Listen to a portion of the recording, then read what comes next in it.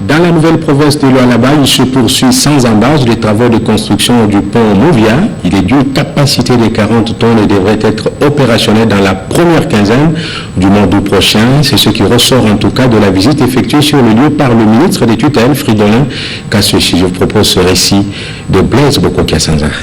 À plus ou moins 27 km de la grande route qui mène vers Kolwezi. C'est la nationale numéro 1, tronçon compris entre Ngouba et Lubudi.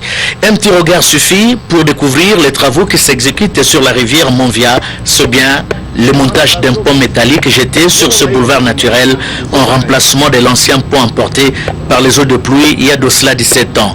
Le ministre Fridolin Kassochi des infrastructures et des travaux publics était en face d'un personnel déterminé à matérialiser la volonté politique du chef de l'État, Joseph Kabila, dans le secteur routier. Beaucoup de gens parlent en bien de il faut que nous puissions nous rendre compte des défis à relever dans ce secteur. Coup de chapeau, féliciter tout le personnel et bonne continuation. Les conditions de vie et de travail sont certes difficiles, mais ces jeunes sont déterminés à terminer les travaux avant le 5 août 2015. L'ingénieur Herman Moutima Sakrini satisfait. Il ne sera plus question de faire un détour de 7 km avant de retrouver la voie normale pour atteindre Lubudi. Décidément, toutes les batteries sont en marche pour une reprise du trafic sur cette partie de la nationale numéro 1, longtemps classée dans les oubliettes de l'ex-province du Katanga. Nous allons rester dans ce secteur, cette fois-ci à Kinshasa, où l'agence des grands travaux, en partenariat avec la firme turque Groupe SRL, a jeté la première passerelle sur le boulevard Lumumba à la hauteur de la 7e rue Limité. C'est un ouf de soulagement pour les piétons qui n'ont regardé.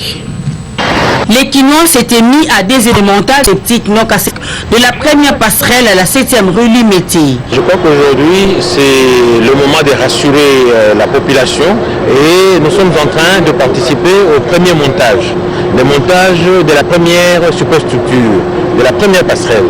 Et nous avons choisi particulièrement la 7e rue parce que, comme vous savez, c'est l'endroit qui a été identifié comme l'endroit le plus dangereux. Et nous voulons donc dire que d'ici la fin du mois d'août, les premières passerelles seront visibles sur le boulevard Lumumba. Et nous en avons au total 7, comme j'ai dit. Donc les 4 autres passerelles aussi connaîtront naturellement la même exécution.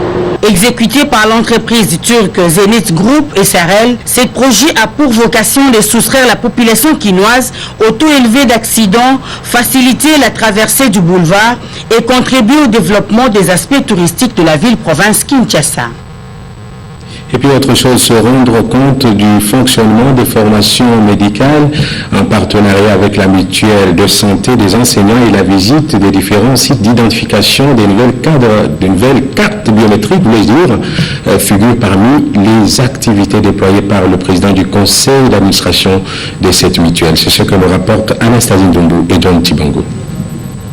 Au total, 39 800 enseignants de la ville-province Kinshasa bénéficient de la prise en charge de soins de santé de qualité. Une préoccupation majeure du conseil d'administration de la MESP qui a palpé du doigt les différents centres de formation sanitaire de Kinshasa. De voir sur le terrain l'effectivité des soins de santé que la MESP accorde à ses bénéficiaires. On peut voir si l'enseignant est effectivement très bien reçu, avec dignité, s'il a accès aux soins de santé de qualité. Une réalité assurée au cours de cette visite d'inspection du président de la mutuelle de santé, Guy Mafuta Kabongo, qui s'est dit satisfait de la situation vécue sur terrain. Après, le président s'est rendu dans les 2 sites d'identification de l'opération du changement des nouveaux cartes biométriques à Litinjili et l'UTC Lemba.